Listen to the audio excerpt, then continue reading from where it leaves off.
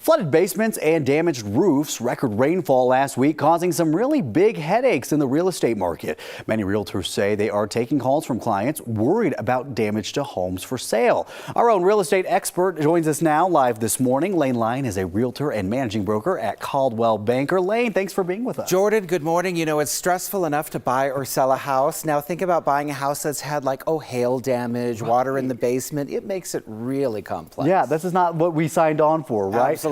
All right, so let's start with what happens when a storm causes damage. Let's say like the 11th hour, right? Sure, and this is what we've been dealing with over the past week. You have a contract involved. You're supposed to close in the next couple of days. What do you do when there's a problem? And the bottom line is that both buyer and seller need to come to an agreement on and put into writing exactly what that repair plan is going to be before closing and when those repairs will take place. Jordan, we had someone in our office who was doing a final walkthrough. They were in their new home, set to close the next morning in East Aurora when all that damaging hail came through last week. Oh no. They're looking up and thinking, oh no, this can't be good. In fact, the roof did need to be replaced. So in that case, the seller put money aside. We call it an escrow holdback to be used later when they can get the roof replaced, and they'll use that when the time comes. So that's where your realtor really comes in handy, because sometimes you need some of that last fancy footwork to make it happen. All right, let's be honest here, because it's not like we're going to never see rain again, right? And we're never going to see these heavy rains again and the hail, because they do happen every few years or so. What is your advice for people going forward? Well, I'll tell you what, you're right. We're in dry Colorado. Right. We're not really used to rain like this. Yeah. So there are a few things that I think all homeowners can keep in mind just to protect yourself, and I have some ideas right here for you, Jordan. First of all, get up on the ladder if you feel comfortable, or hire someone to. I do not do ladders. Clean out those gutters. The reason is if you get those clogged, that rain can overflow and come into your home. We do not like that. Drainage, really important around your home. We have something called drain slope. Make sure that your landscaping is built up in such a way that that water runs away from your home and doesn't pool up or come towards your house. So look around when it does rain to see what that's going like.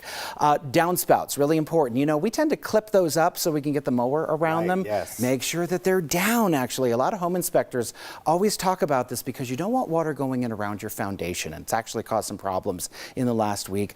Think about getting a water alarm. Jordan, these are like $20 or less at Home Depot. Okay. They're great for people like me who don't go down into my basement very often. Yes. And if there is water down there, it will sense it and let you know. And then most importantly, if you have a sump pump in your crawl space or basement, check it, make sure that it's working. They do go out, they burn out. It was a big problem over the last week, and our ground is still really saturated right now. In fact, I had a home inspector who suggested something I thought was great, Jordan. That is, plug in one of those little child night lights into the same electrical outlet.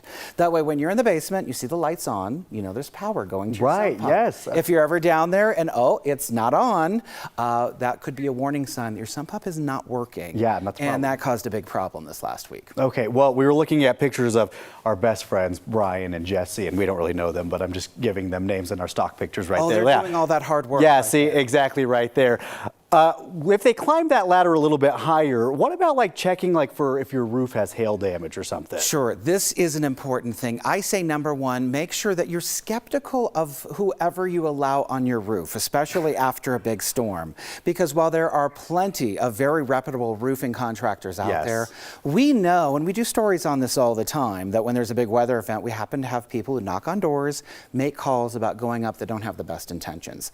So just like any other contractor, ask around, get references, call your realtor. Yes. If you need advice on roofing contractors that might work, get a second opinion.